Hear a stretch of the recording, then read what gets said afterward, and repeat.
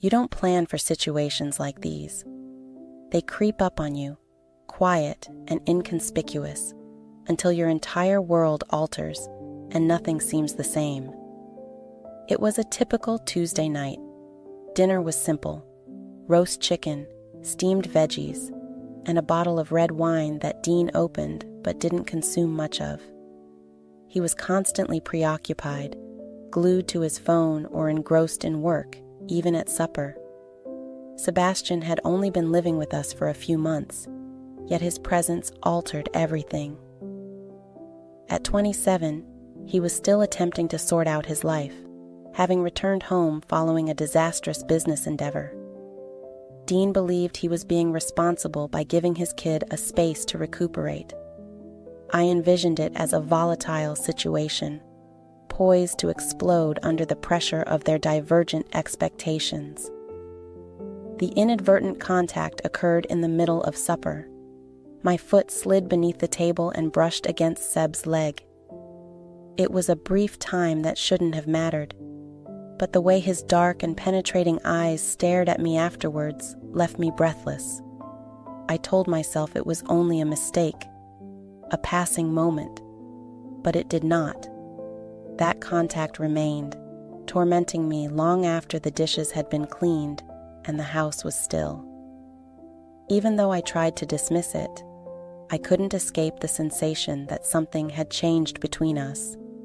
This narrative recounts how a single incident fundamentally altered my understanding of myself, my marriage, and the delicate balance between morality and immorality. It's fascinating how your life can feel both full and empty at the same moment. That's how I frequently characterize my marriage with Dean.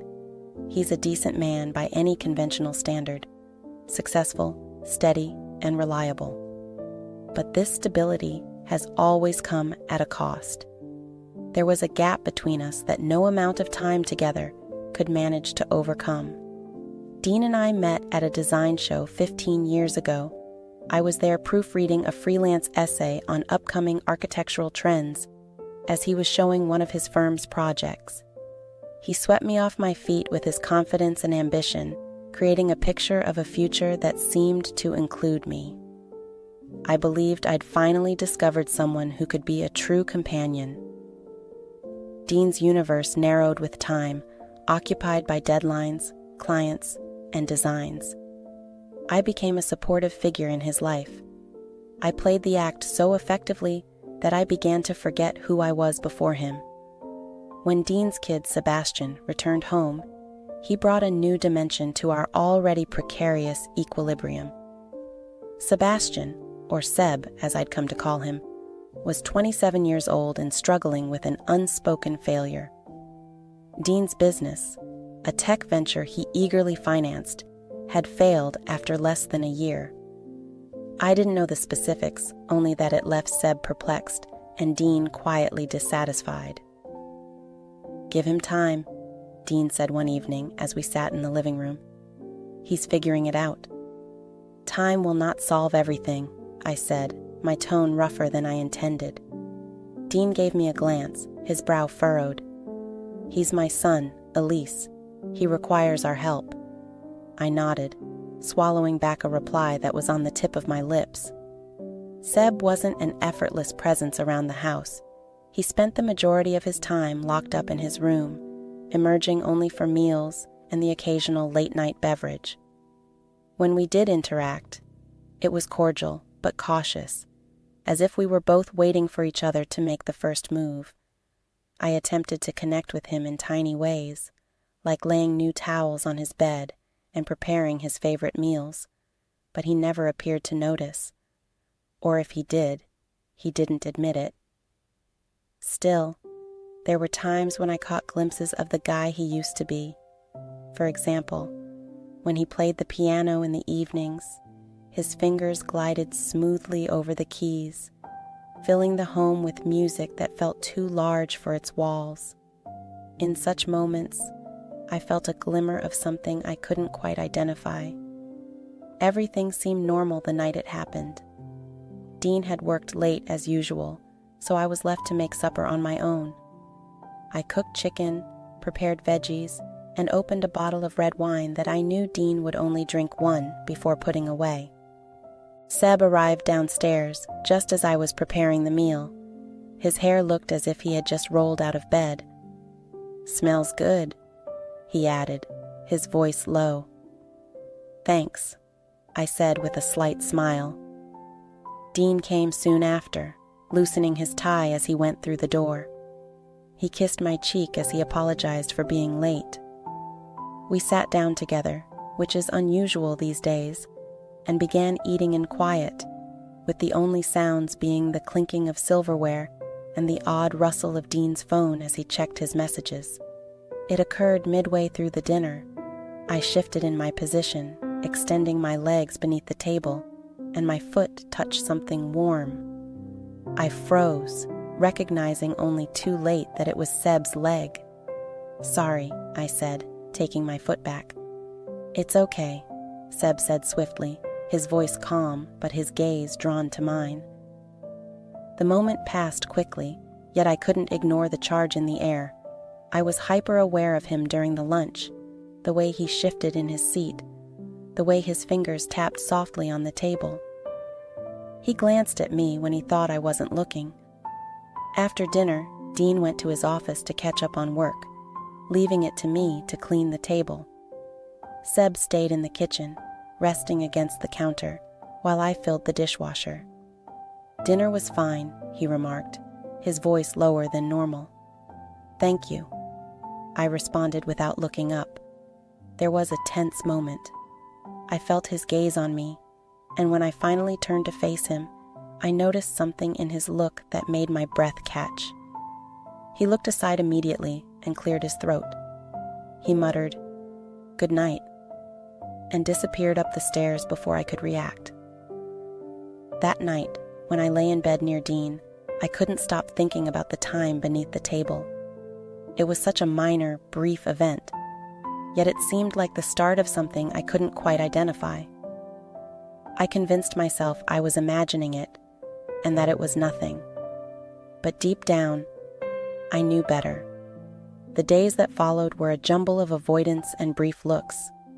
Seb and I danced around each other, our exchanges filled with unsaid tension, something none of us seems eager to confront.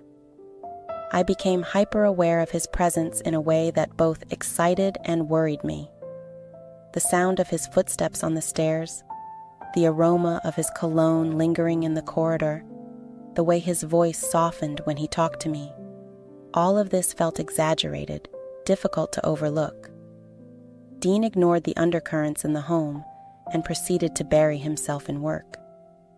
He left early in the morning and returned late at night, often too weary to accomplish more than exchange pleasantries before retiring to bed. "You've been quiet lately," he said one evening as we sat on the couch. "Just tired," I said, attempting a grin. He nodded, engrossed by the emails on his phone. Several nights later, I found myself in the kitchen, unable to sleep. I was pouring a glass of water when I saw footsteps behind me. "Can't sleep?" Seb inquired, his voice quiet. I turned to see him standing at the doorway. His hair's look is unreadable. Ence was inscrutable. Something like that, I responded. He moved closer and leaned on the counter. "Same here." For a minute, none of us spoke. The quiet between us was dense, weighted with what we were not saying. "About the other night," Seb began, but his voice trailed off. "It was nothing," I said hastily, my heart beating. "Was that it?" he questioned, his gaze fixed on mine. I opened my lips to reply. However, no words came. After that late-night meeting in the kitchen, the home became unbearably tense. Seb and I avoided directly acknowledging what had happened between us, but it persisted beneath every word, gaze, and breath. I tried to tell myself that it was all in my imagination, a product of my overactive thoughts and lonely heart. But deep down, I knew better. It was a Saturday morning and unusually warm for April. Dean had departed early for a site inspection. leaving Seb and I alone in the house. I remained in my room for longer than normal, attempting to escape the unpleasantness of sharing the same place. But hunger soon overcame out, and I went downstairs to prepare breakfast. Seb was already present, sitting on the kitchen island with a mug of coffee and his laptop open in front of him. He glanced up as I arrived. His expression was unreadable. "Morning," he said quietly. "Morning," I responded, keeping my tone light. I occupied myself with the stove, aiming to keep the contact quick, but as the minutes passed, I felt his eyes on me, heavy and seeking. "Do you want eggs?" I inquired, my voice too loud. "Sure," he said, placing his drink down. The stillness stretched while I scrambled the eggs, with the only sound being the faint sizzle of the pan. I could feel the tension tightening and crushing down on me like a weight.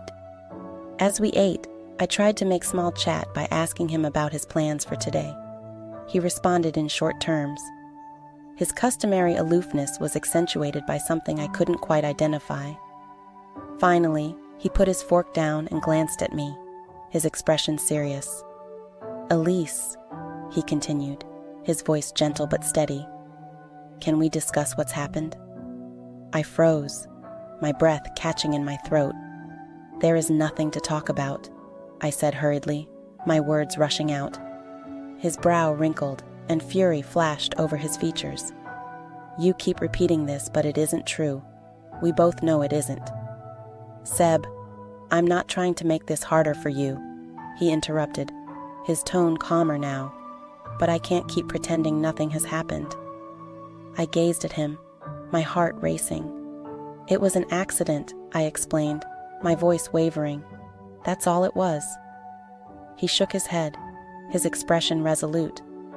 "It wasn't only about the touch, Elise. It has been everything since then. We avoid each other, and you gaze at me." My lips opened to argue, but no words came out. Later that afternoon, I decided to leave the home, believing that a change of environment would help clear my thoughts. I went to the park, a peaceful spot I frequent when I wanted to ponder. I did not anticipate Seb to follow me. I was seated on a bench looking at the tiny pond in the park's center when I heard his voice. "Mind if I join you?" he inquired. I looked up, surprised to see him standing there with his hands pushed into the pockets of his jacket. "Sure," I answered after a while, moving over to make room. He sat next to me, his shoulder touching mine momentarily. We didn't speak for a while. We observed the ducks gliding over the water. Their motions are calm and leisurely. Seb eventually broke the stillness, saying, "This used to be my favorite spot." "Really?" He nodded. "When I was younger, my mother would bring me here. We'd sit at the pond for hours, feeding the ducks and discussing everything and nothing." His voice sounded forlorn and vulnerable, something I hadn't noticed previously. "I miss her," he said gently. I felt pity, and my chest tightened. "She would be proud of you, you know." He chuckled harshly and shaken his head. "I doubt it." "She would," I insisted. "You are intelligent, talented, and resilient. She'd notice that." Seb turned to face me, his eyes softening. "You are the only one who thinks so." The sun was setting, throwing gold and pink hues across the park. I stood and brushed my hands. "We should go back." Seb nodded, but before I could move, he grabbed my hand, halting my progress. "Elise," he whispered, his voice low. I turned to face him, my pulse racing. "Thank you," he remarked, his gaze fixed on mine. "Thanks for being there. Thank you for viewing me." Before I could react, he released my hand, his contact lingering even after he walked away. That night, I was unable to sleep. I lay awake, my mind racing with memories of Seb and that moment in the park. Around midnight, I walked downstairs for some water, thinking that the cool air would help clear my mind. I wasn't expecting to see Seb sitting on the couch, holding a glass of whiskey. "Can't sleep?" he inquired, his voice low and harsh. "No," I confessed, crossing the room to sit near him. For a long time we sat in quiet, the only sound being the gentle ticking of the clock on the wall. Seb eventually spoke up, barely above a whisper. "I keep thinking about the park." I turned to face him, my chest constricting. "Seb?" "I know it's wrong," he murmured, his words coming out quickly. "I understand we shouldn't, but I can't stop feeling this way." My breath caught, and I experienced a flood of emotions, including terror. Guilt and yearning collide at once. "Seb, we can't," I murmured, my voice quivering. "It's not correct." "Why not?" he inquired, his gaze seeking me. "Why can't we be honest about our feelings?" I did not have an answer. He drew closer, his gaze flickering to my lips before returning to my eyes. "Elise," he said, his voice cracking. And then, before I could stop him or myself, I bridged the gap between us. The kiss was quick and hesitant. However, it seemed like the culmination of every whispered word, stolen glance, and instant that had brought us here. When it was over, we both stood back, breathless and bewildered. I apologized hastily, up and stepping away from him. "Don't be," he said, "for everything." Lie, his gaze following me. But I was. I apologized for everything. The kiss, the emotions I couldn't control, and the boundary we just crossed. In the days after that kiss, the home seemed like a cage. Every corner brimmed with the weight of what we'd accomplished. I tried to maintain a semblance of normalcy, yet it felt akin to balancing on a narrow ledge, with each stride escalating in danger. Seb and I didn't talk about it openly, but the air between us was heavy with unsaid words, and the tension got worse with each passing day. Dean, clueless as ever, proceeded to bury himself in his work, his presence in the house a mere shadow rather than a reality. He would leave early, return late, and spend most evenings in his office, poring over plans and spreadsheets. Even his absence wasn't enough to alleviate my shame. I attempted to avoid Seb as much as possible. I began leaving the house early, going for lengthy walks, or spending hours at the library on the premise of wanting a change of scenery. But no matter how far I walked, I couldn't shake my thoughts or the memories of that night. One afternoon, I was coming from one of my self-imposed exiles. I discovered Seb in the kitchen, cutting veggies for dinner. "You have been out a lot recently," he added without looking up. "I just wanted some fresh air," I said, attempting to seem nonchalant. He looked at me, his expression unclear. "You don't have to avoid me, you understand?" "I am not avoiding you," I said, too fast. He grinned and laid the knife down. "Right?" I felt my cheeks heat and started to go, but his words interrupted me. Elise whispered quietly, and the way he uttered my name broke my heart. I hesitated with my back to him. "I'm not sorry for what occurred," he said. "Are you in?" I didn't respond. I could not. Instead, I walked away, feeling my chest tighten with each step. Dean eventually noticed the shift in the dynamics of the home. "You've been quiet lately," he said one evening as we sat at the dinner table. I shrugged, keeping my gaze on my plate, simply exhausted. Dean nodded, but his stare remained on me for longer than usual. Later that night, as I was preparing for bed, he arrived at the doorway of our bedroom. "Is everything okay?" he inquired cautiously. "Of course," I responded, feigning a grin. He paused, looking into my eyes. "You'd tell me if something was wrong, right?" "Of course," I said, my voice firm despite the tempest brewing within me. He nodded slowly, but I could see hesitation in his eyes. One night, unable to sleep, I walked downstairs to prepare tea. The home was silent, almost uncomfortable. I was adding water to the kettle when I heard footsteps behind me. I turned to see Seb standing at the doorway, his expression inscrutable. "Couldn't sleep?" he inquired, his voice low. I shook my head, my heart racing. He went into the kitchen, his presence making it difficult to breathe. "Elise," he continued, his voice quiet yet forceful, "we can't keep pretending that nothing is occurring." I placed down the teapot, my hands quivering. "Seb, please." "No," he answered, moving closer. "I need to say something." He paused, looking into my eyes. "I care for you more than I should, and I know it's confusing, but I can't ignore my feelings." His comments had a profound impact on me, rendering me momentarily speechless. My voice trembled as I finally responded, "Seb, this is not right." "Maybe not," he responded, "but it is genuine."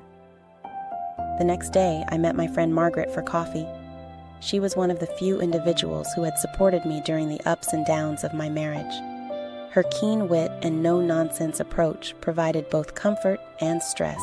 She looked at me over the rim of her cup and remarked, "You seem distracted." "Just a lot on my mind," I said, stirring my tea. She lifted her eyebrow. "Is there anything you wish to talk about?" "No, I spoke too soon."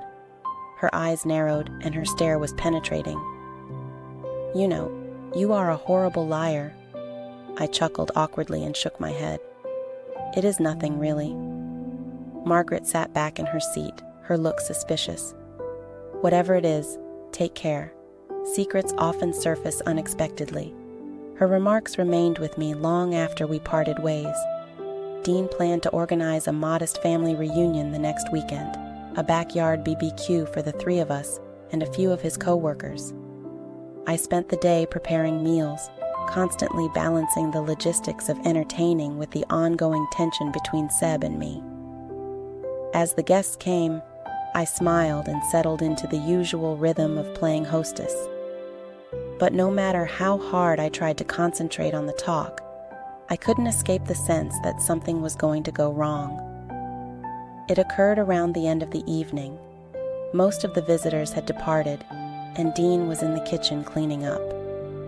Seb and I were outdoors, grabbing the remaining dishes from the patio table. As I reached for a dish, my fingers brushed across his, causing a thrill through me. "Elise," he whispered gently, just above a whisper. I froze, my heart racing. Before I could react, Dean walked outdoors, his gaze narrowing as he took in the surroundings. "What's happening here?" he inquired, his tone harsh. "Nothing," I answered hurriedly, backing back. Dean's eyes darted between us, mistrust coloring his countenance. "You guys have been acting strangely recently," he continued, his voice strained. "Dean, you're just imagining things," I said, attempting to keep my voice calm. "Am I?" He fired back, his gaze sharpening. The hush that ensued was deafening. That night I lay awake with Dean's mistrust weighing on me like a tangible force. I knew the truth would eventually come out. Seb, too, was on edge, his customary confidence replaced with a subtle anxiety that I hadn't seen previously. We were on a collision path, with no way to avoid it. Secrets have a tendency of becoming heavier with time, like stones in your pocket while you walk through deep water. Every step feels tougher. Every breath becomes tighter. I believed I could bear my burden forever, but as time passed, I realized that the truth always finds a way to surface, no matter how deeply you attempt to bury it. The kiss with Seb felt like a splinter I couldn't get out. It festered in every quiet moment, infiltrating my thoughts unexpectedly. I repeated it endlessly, the warmth of his lips, the way his hand lingered on mine, and the way he muttered my name as if it meant something. What bothered me the most was the sight in his eyes afterwards. Hope, desire, and something more I couldn't quite describe. I told myself that it had to end. That night, I resolved to myself that it would not happen again. But the more I attempted to remove myself, the closer we appeared to get. A few days after the BBQ, I found myself in the kitchen early one morning, looking blankly at the coffee maker as it sputtered and hissed. Dean had already departed for work. His disappearance is a comfort. Seb entered a few minutes later, his hair still nussed from sleep. He was dressed casually in a basic gray t-shirt and sweatpants, yet something about his demeanor drew me in. "Morning," he murmured, his voice heavy with sleep. "Morning," I said, my gaze fixed on the coffee pot. For a minute we stood silently, the tension between us obvious. He eventually said softly, "Elise." I turned to face him, my chest constricting as he looked at me. "I can't keep doing this," he remarked quietly but firmly, pretending there's nothing wrong. "There's nothing wrong," I said immediately, though my voice lacked confidence. He moved closer, his stare never leaving mine. "You do not believe that any more than I do." I opened my lips to answer, but the words stayed in my throat. Later that afternoon, I took a stroll to clear my mind. The park had become my haven, a location where I could pretend, if only for a short while, that my life was not crumbling. I sat on a seat near the pond and watched the ducks skim over the water. The spring weather was pleasant, with the aroma of budding flowers lingering in the breeze. I was so deep in thinking that I didn't notice Seb approaching until he said, "Mind if I join you?" I looked up, surprised to see him standing there. "Sure," I answered after a while, moving over to make room. He sat down alongside me, his shoulder brushing against mine. We didn't speak for a while. The quiet between us was full of unspoken words. He eventually spoke quietly. "I've been thinking." "What is this about?" I inquired, even though I already knew. He spoke about us, whose attention was riveted on the pond. "So, what happened?" I felt my chest tighten, the weight of his words pressing against me. "It can't happen again," I murmured, my voice quivering. "Why not?" he questioned, turning to face me. "Because it is incorrect." I spoke, but the words seemed hollow. Seb shook his head, his face a combination of irritation and regret. "Do you actually believe that?" "Yes," I said while my voice faltered. He reached for my hand, and his contact sent shocks through me. "Elise, I care about you, more than I should, and I believe you agree." I drew my hand away, tears burning my eyes. "Seb, please do not do this." That evening, Dean arrived home earlier than usual. His presence reminded me of the life I was destined to live. As he stepped into the kitchen, he gave me a quick kiss on the cheek. "What's for dinner?" he inquired, his tone diverted. "Roast chicken," I said, attempting a grin. He nodded, already thumbing through his phone. As we ate, I found myself staring at him, hoping to see any resemblance to the man I had married all those years before. But he was a stranger to me now, his gaze constantly elsewhere. For the first time, I wondered if he noticed our growing gap or cared. 2 nights later, the situation escalated. It began with a simple query. Dean had worked late again, and I was tidying up after supper when he stepped in with a strained frown. "We need to discuss," he added in a tight tone. "What is this about?" I inquired, as my gut twisted with anxiety. He narrowed his eyes as he spoke about you and Seb. I froze, my heart racing. "What about us?" "Don't play stupid." "Elise," he snapped, "I've noticed the way he looks at you and how you've been acting recently. Something is going on." "You're being ridiculous," I responded hastily, my voice shaking. "Am I?" He shot back and moved closer, because it does not feel that way. The dispute heated up fast, with his charges becoming stronger with each syllable. "Do you even love me anymore?" he demanded, his voice cracking. I looked at him, my chest constricting. "Dean, I don't." He interrupted me. "Do not lie to me." The audience fell silent for a moment, the impact of his words lingering in the air. "I'm not sure," I answered finally, my voice barely above a whisper. His face sank, the wrath drained from his countenance and replaced by something else, which I couldn't quite place. Dean exited that night, slamming the door behind him. I did not try to stop him. Seb discovered me sitting on the couch, face buried in my hands. "He understands," I murmured, my voice shaking. Seb sat alongside me, his hand gently resting on my shoulder. "What happens now?" he said, his voice quiet. "I don't know," I acknowledged, "but it won't be easy." That night, as I lay awake in bed, I found myself rehearsing our quarrel, Dean's comments reverberating in my head. "Do you even love me anymore?" The fact was that I didn't know. I wasn't sure whether I'd ever done it, or if I'd just convinced myself that I had, since it was simpler than acknowledging the opposite.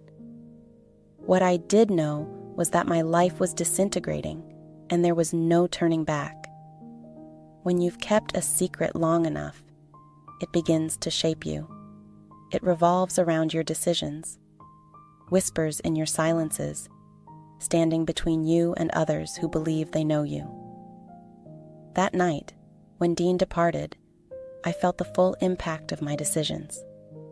Seb's presence beside me on the couch should have provided comfort, but instead, it reminded me of the delicate boundary we had crossed. I wasn't sure we'd be able to recover from this phrase. The following morning, I awoke to an empty home. Dean had not returned, and Seb was nowhere to be seen. The hush was stifling. It wrapped over me like a thick blanket. I carried out my daily routine, which included taking a bath, preparing coffee, and cleaning the kitchen. But everything seemed strange, as if I were living someone else's life. I kept checking my phone, half anticipating Dean's message, but the screen remained black. Part of me wanted to contact him and attempt to explain, but I had no idea where to begin. What could I say that wouldn't make matters worse? It wasn't until late afternoon that Seb returned home. I heard the front door open, and his footsteps in the hallway, but I remained seated on the couch. "Elise," he whispered quietly, entering the room. I turned to face him, my chest clenching at the expression in his eyes.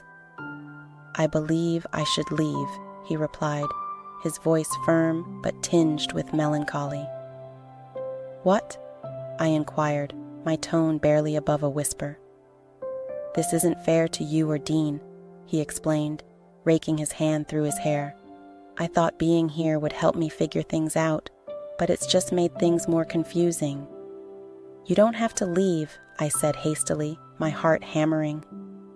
"Yes, I do," he said, his eyes steadfast. "It's the only way any of us can progress." Tears prickled the corners of my eyes, but I blinked them away. "Where will you go?" He acknowledged. "I don't know, but I'll figure it out." Dean returned home that evening, his look steely and inscrutable. He hardly glanced at me as he dropped his suitcase down and entered the kitchen. "Have you eaten?" I inquired nervously, following him. "I'm all right," he said abruptly, pouring himself a drink of water. The stillness between us seemed oppressive. I wanted to say something, anything, to bridge the widening divide, but I had no idea where to begin. Finally, he put down his drink and turned to face me. "Do you adore him?" he inquired, his voice soft but full of sadness. I was taken aback by the question, briefly struggling to breathe. "Dean or I began, but the words stuck in my throat. He nodded, his face stiffened. That is what I thought. The next day, Seb packed his belongings. I stared from the doorway as he packed clothes into a duffel bag, my chest throbbing with each move. When he finished, he turned to face me, his gaze sweet yet determined. "I will miss you," he stated simply. I simply nodded, unable to respond. He stepped forward and barely touched my hand before pulling away. He whispered, "Take care of yourself." Then he was gone. With Seb gone, the home felt more empty than ever. Dean and I went about our days like strangers, exchanging only the absolute minimum of words. The tension between us was terrible, yet none of us appeared willing or capable of resolving it. One evening, as we sat in silence in the living room, Dean spoke out. "I can't do this anymore," he stated quietly but firmly. As I gazed at him, my chest tightened. "What do you mean?" He groaned and ran a hand over his hair. "This marriage, or whatever we've been pretending it is ended, Elise." The remarks hit me hard, but I knew in my heart that he was right. The divorce was completed 3 months later. It was an amicable divorce, but the process was nonetheless difficult. The act of signing the documents was akin to ending a significant phase of my life. I wasn't ready to let it go, even though it had been coming apart for years. I then moved into a modest flat downtown. It wasn't much, but it was mine, and for the first time in years, I felt free. A few weeks after my divorce was finalized, I got a letter in the mail. The handwriting on the letter was obvious, and opening it made my heart skip a beat. "Dear Elise, I hope you are well. I have been thinking a lot about you recently and wondering how you are doing. Leaving was the most difficult thing I've ever had to do, but I knew it was the correct decision. I would want to thank you for everything. Thanks for noticing me when no one else did, for believing in me when I was unable to trust in myself. You offered me something I never thought I'd find, a feeling of purpose. I'm doing better now, and I'm working on something I believe you would be pleased of. I hope you find happiness, Elise. You deserved it. Always, Seb." Tears obscured my eyes as I folded the letter and clutched it to my chest. Looking back, I can see how everything unraveled. The decisions I took, the boundaries I broke, stemmed from a place of desire and grief that I didn't completely comprehend at the time. But I've learned to forgive myself, even if others never do. Life is not flawless, and neither are we. But sometimes, in the middle of the turmoil, we discover clarity and the fortitude to begin again.